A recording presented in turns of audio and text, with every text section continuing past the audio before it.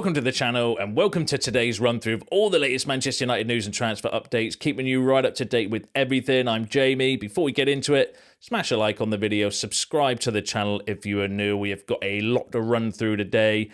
Amorim's 4 irreplaceables, good source, saying that we're making moves for Yokarez, Emi Martinez, Cherki news, Kone news, and just a small matter of the cup final tonight to run through. So let's jump straight into it. Give us your thoughts. So how you feeling ahead of the game tonight? I am quietly confident. I think our experience is going to see us through. I just genuinely hope we don't make mistakes. If we can, because we'll beat ourselves more than Spurs will beat us. I just hope that we can kind of keep our cool, keep our composure, play the game, not the occasion. But I do think that we have experienced players in the team.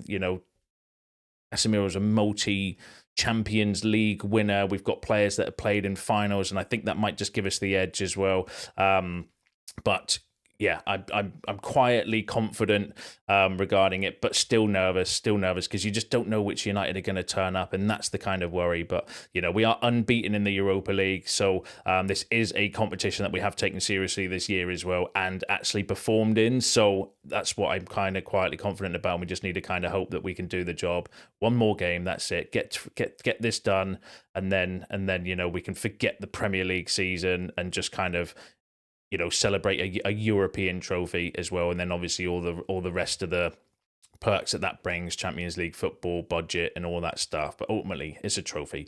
But yeah, give us your thoughts on the match ahead of the game tonight if you're watching in advance. So there's the squad news.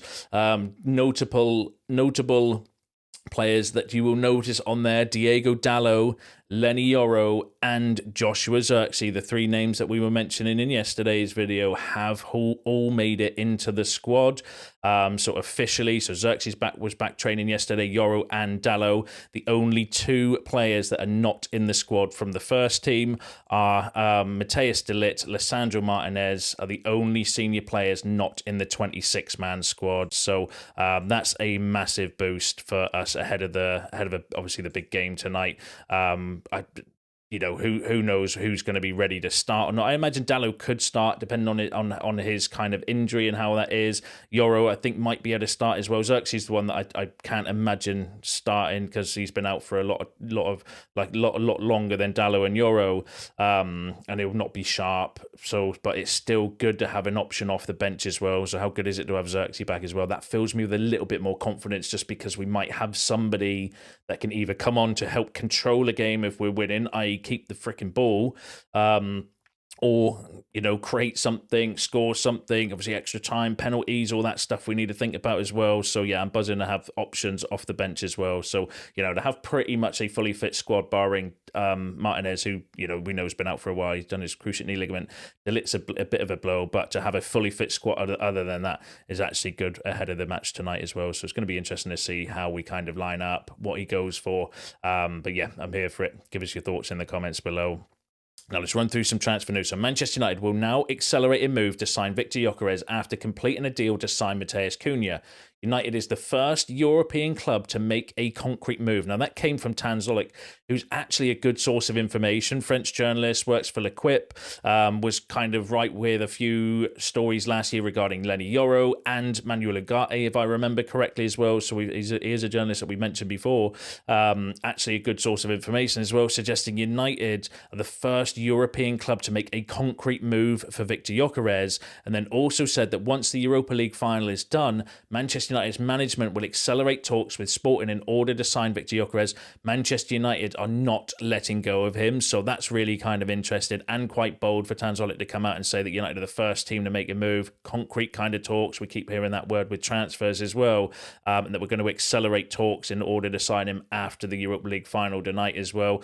Whether that's dependent on whether we win it or not, we'll obviously have to wait and see, because the reports are he preferred Champions League football. So obviously if we didn't win tonight, does that give the advantage to Arsenal, or would we still try to sign him? Is it one of these kind of deals where we're still going to be looking at him regardless of what kind of goes on tonight? Who knows? But it's one to keep an eye on. It's interesting that we're in the race. It seems at the minute, and again, I'm just going off the reports because is Yokarez, between Yokarez and Delap. They seem to be the talk of the town at the moment. Obviously, we know the other day we have held talks, face-to-face talks with Liam Delap and presented our project to him. We know he's going to be talking to other Premier League clubs, so Newcastle, Chelsea, maybe Villa, teams like that will be interested in Liam Delap, that will all be doing the same as well. But you don't want to be in a position where we lose out on both. We don't want to be in a position where, we sit on our hands, not do anything with Delap because we're going for Yokarez, and then Yokarez goes to Arsenal, and then we end up like, oh, Delap, do you want to come here? And he's like, nah, sorry, I've already agreed to go somewhere else. So I do think we are maybe working on both deals, and then obviously our fate will be sealed tonight. So this time tomorrow we'll know, maybe have a little bit more thoughts around where we are and where we stand and stuff like that as well. But yeah, give us your thoughts on the Gyökeres news in the comments. Now, just a quick update on Kuna. So Romano said Manchester United are now set to approach Wolves to proceed with £62.5 million release clause payment in instalments. The deal is almost done on players' side, as revealed yesterday. The final details being clarified. Kuna said yes. So deal sorted now between us and Kuna, i.e. personal terms, and we're now set to approach Wolves to pay the release clause in instalments. Whether we'll pay the full amount or a little bit more to spread it out over a longer period to help us with PSR, who knows? But that's the latest on there. That deal looks like it's effectively, hopefully we'll get here we go soon, maybe even after tonight. Maybe we'll hear something in the next few days regarding that as well. But now, another player that we've been linked with recently is Rayan Cherki. So this came from a French outlet, been reposted. I don't know the credibility personally, but they're a Lyon kind of news outlet with a fairly large following, saying that Manchester United are the latest club to have joined the race to sign Rayan Cherki. Cherki has an agreement that he can leave if a club agrees to pay €22.5 million for his services, and naturally for that fee, interest is mounting. So reports from France suggesting United are the latest club to have joined the race for Rayan Cherki, but we know there's probably going to be a lot of interest in Rayan Cherki for his price, age, ability. It's worth a punt, isn't it, for a club? I think it'd be worth a punt for us as well if we're not going to go for like Mastantuono or someone like that as well. But Romano on Cherki said that there are many clubs in the Premier League who want to sign Rayan Cherki this summer. Cherki is very open to a move to the Premier League as well, so could be one to kind of keep an eye on as well. I think a lot would depend obviously on budget, sales, exits, whether he wants to come. So it's interesting that we're still getting linked with Cherki. Those stories are not going anywhere. But again, would he be our priority? Would we go for him over like Mbumo, Semenyo? We've been linked with a lot of attackers because we know that is an area of weakness and an area that we're definitely looking to strengthen. So whether we'll go for Cherki or not, we'll have to obviously wait and see. But the reports are we're in the race, and that's all we can ask. If we're in the race, then he's clearly a player that we want. And to win the race, you've got to be in the race as well. Now, Altay Bayindir will be sold this summer in order to make way for another goalkeeper who will challenge Andre Onana for the number one goalkeeper spot. Now, that came from Paul Hurst in the Times, who's actually a good journalist, really good kind of, decent kind of journalist as well. Not a Billy bullshitter, well-informed, well-sourced, just good reporting as well. So one to kind of pay attention to, and it's kind of what we knew already, isn't it? Really, that Bayindir, it's a sell to buy situation with the goalkeeper situation. So if we sell Bayindir, then we're obviously going to need to bring in another goalkeeper. That goalkeeper we want to be one that's going to challenge Onana if Onana does not get sold himself, because we know there's been interest from the Saudi Pro League, but whether they're going to come in or not, who knows? But that seems to be so I do think we are going to get a goalkeeper. It's going to be a sell to buy type situation as well. Now, on the goalkeeper situation, though, Manchester United are one of several clubs who have approached Emi Martinez. Now, that came from South American journalist, who is a good source as well, fairly decent kind of update there regarding one of several clubs to have approached Martinez. Manchester United have held talks with Emi Martinez's entourage, but no offers as of today. Again, more sources from South America. Linking us with a move for Martinez. Alex Crook from TalkSport said any move for Emi Martinez would rely on United managing to offload Onana, with the club prioritising other positions. Alex Crook also did say that Aston Villa would be wanting £40 million for Martinez, which I think is way outside of our kind of budget. for that sort of that price. I mean, Emi Martinez would be a great goalkeeper to kind of bring in. I think that would be maybe, obviously 40 million. We haven't got 40 million pounds to spend on a goalkeeper. Unfortunately, we're looking around the 20 million pound range, because if we sell Bayindir, even if it's for like 5 million or something with the monetization, it gives us that money to go and get the goalkeeper for around 20, which I think is the plan at the moment. But, obviously plans can change. Who knows? But it is interesting that we are linked with a kind of goalkeeper. And the kind of thing is, more I kind of think about it, like I'm started recording this video at like 7 o'clock at 7:30 in the morning, right?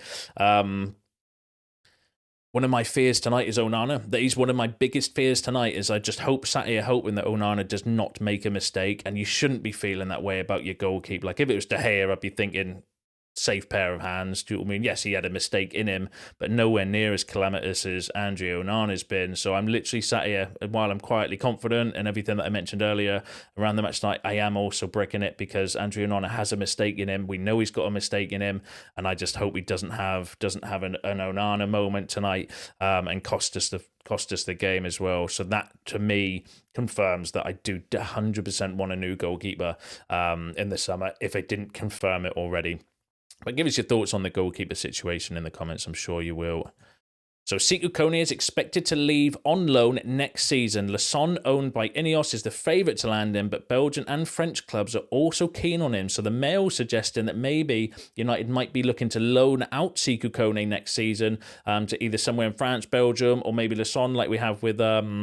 We've just bought a young striker, haven't we, from France, that potentially is going to do the same as well, to go to the Lyon on loan. So that would be really kind of interesting, because I thought he was maybe, penciled in to come into the first team. But again, he does seem to play they're taking their time with, where they're trying to kind of nurture him and develop him, not throw him in the deep end like we've done with young players in the past. And then it ends up kind of ruining their careers rather than progressing their careers as well. So, doing that for someone like Kone actually, is a smart move. And if they don't see him ready for the first team, then why not go away, play some men's football, develop, learn, improve your physicality and bits like that as well. So I'd actually be all for that. I think it would be a good move if he's not seen as first team ready, because there's no point keeping him around the under 18s, under 21s. He's good talent, good player. Go away, play some kind of higher level football, because you've got to remember where he came from and his background and stuff. And it's not like he's got a massively great experience at his age as well, like the under 18s age level and stuff. So I do think that that's maybe a good shout to send him out on loan. But give us your thoughts on that in the comments. Now, United will receive between 16.8 million and 20 million pound if Real Madrid pays Alvaro Fernandes 42 million pound release clause. They own 40 to 50% of his future sales. So that came from Rich Faves, a decent source as well, saying that if Real Madrid buy Alvaro, and it's looking like that's possible as well, we're going to pocket between 16 to 20 million pound as well. That would be a massive boost for the budget as well. Like, that's a goalkeeper, that's potentially some money for Ederson in midfield because of a monetization. If you get 20 million quid, you can spread it out over 3 years. There's your 60 million pounds that was quoted yesterday as well for for Ederson, for example. So that's a massive kind of boost as well. Remember, we might be getting something similar with Greenwood as well, with his kind of sell-on clauses. So the sales that we did recently under Ineos, including some of the kind of sell-on clauses and stuff, actually might be, might pay off. But yeah, give us your thoughts on that in the comments below. And Bruno Fernandes, Amad, Lenny Yoro, and Harry Maguire are deemed as irreplaceable under Ruben Amorim. So this is going back to Paul Hurst's piece in the Times. Again, good journalist, very good journalist, saying that there are only 4 irreplaceables that from Ruben Amorim: Bruno Fernandes, Amad, Lenny Yoro, and Harry Maguire, which is interesting that Fernandes and Maguire were both in the press conference yesterday with Ruben Amorim. I do agree with Ahmed and Lenny Yoro. Ahmed and Lenny Yoro are actually the only 2 players that I would say are irreplaceable for me. Not that I don't like Fernandes or don't like Maguire. I rate them as well. But, they've been at the club a while, and sometimes you do need to move on in life. But I wouldn't be moving them on this summer. But, at some point in time, we're going to need to replace them. But yeah, so no, that's interesting. 4 irreplaceables, and I can probably see that. Bruno's been our best player. Ahmad's been, one of our best players. Lenny Yoro looks fantastic, and Harry Maguire, we wouldn't be in the final without Harry Maguire's kind of goals this season, not just in terms of from the Lyon game, but also the Porto game. I remember he was scored a late winner there as well. So he's been massively important, and and that's why I'm quietly confident about tonight, because of players like Maguire, Fernandes, Casemiro. These players have got, ilks of experience that hopefully will see us through. But yeah, give us your thoughts on the 4 irreplaceables. Do you agree? Do you disagree? Would you add people? Would you not? Give us your kind of shouts on that in the comments below. So Ruben Amorim's managerial skills are appreciated at the highest level. Casemiro and Amorim are now close, while Andre Onana appreciated having time to spend the weekend with his wife after the assault. So remember when Andre Onana was dropped, the reports then came out that actually his wife had been assaulted, or kind of like quite severe or quite serious as well. So that was one of the reasons why, Amorim kind of took him out of the game for the Newcastle, wasn't it, I think, and then brought him back in maybe to give him some time and, get his head right, because he did drop a clanger in the Lyon game as well. Please don't do that tonight. And then the report also said that Jim Ratcliffe has a high regard for Ruben Amorim. The two speak on the phone every day. They occasionally communicate in a WhatsApp group that includes other high-ranking people. After a match, Amorim shares his thoughts on the encounter in a mini-match report, and the data is also shared within the group as well. So again, kind of reports coming out, Jim Ratcliffe, high regards for Ruben Amorim behind the scenes, and that Ineos genuinely believes that with a full pre-season and squad reshuffle, Ruben Amorim will have the tools to bring success back to United. I know there's a bit of debate in yesterday's video regarding Ruben Amorim, and I kind of get it. I understand, he's got to do better. Like, if we start the season the way we've ended the season in the Premier League, then yes, massive questions need to be asked around Ruben Amorim. But what you've got to remember is why he was brought here in the first place. He was not brought to United to manage the players that we've got. We didn't get Ruben Amorim to come in and say, right, this is the group of players. We want to keep all of them. We need you to, we want you to manage these players, because he is not the right manager for that. Anyone with half an eye would be able to tell you that his kind of style of play in football, sporting, does not fit Manchester United's players at all. If you wanted a manager to come in and manage the current squad, you should have gone for Gareth Southgate or, Sam Allardyce or somebody of that nature that can play counter-attacking football, because that's what this team are designed to do.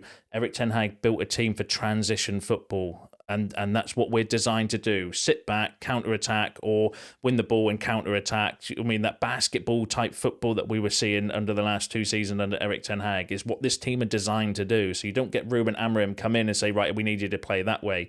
What Amorim was brought in to do was to have a look at the squad, tell them who's good, who's not good, what they need, and completely rebuild everything and come away with a style of play that is going to take us forward, that comes away from that counter-attacking football. So yes, I agree that Amorim needs to do better. We can't start the season the way we have ended this season, but he wasn't brought in to get the best out of this group of players. He was brought in to break it up, the toxicity behind the scenes, the kind of everything that was kind of going on, the leaks, all of this shit that was happening behind the scenes. Amorim was brought in to control that and manage that, and then also rebuild the squad and reshape it going forward, so that we come away from this with a better style of play and a better philosophy and a better identity, because that was one of the criticisms on Ten Hag. We had no identity, and that's what Amorim was brought in for, in my opinion. He wasn't brought in to get the best out of this squad. He was brought in to rip it up and get rid of the players and bring in players that are befitting of playing a certain style of play. So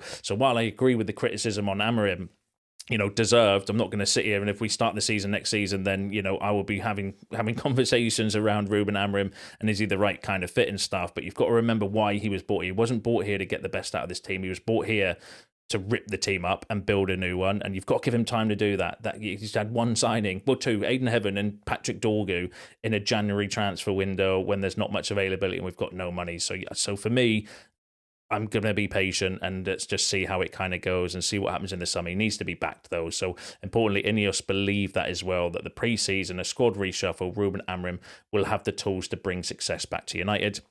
And this was an interesting thing that I kind of picked up from his press conference yesterday, where he kind of was asked around his future and why he's not under pressure and Ange Postecoglou is. They had a bit of a joke between, Bruno and him as well, if you haven't seen it as well. But the interesting thing that I found is he said, I know what I'm doing. I've already explained everything. Like I said, when I was waiting for a storm, I was very clear.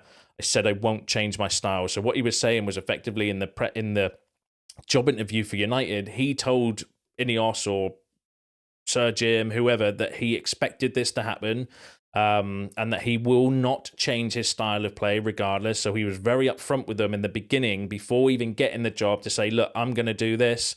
This is what's going to kind of likely happen.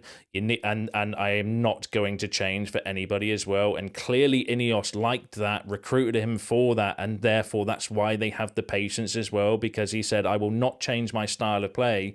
I will not change, me just to suit the players. The players will have to change to suit me, or they'll be out the door, and then we'll have to recruit better players that do fit the kind of system and the philosophy. And that was clearly signed off by Ineos and stuff as well behind the scenes. So that was a really interesting kind of quote I took away from the press conference as well as getting all giddy and excited about the game tonight. But give us your thoughts and feelings on that in the comments. Give us your shouts on all the other topics discussed in today's video. That's you all up to date with the latest news and transfer news. Smash a like on the video. Subscribe to the channel if you are new. Come on, United!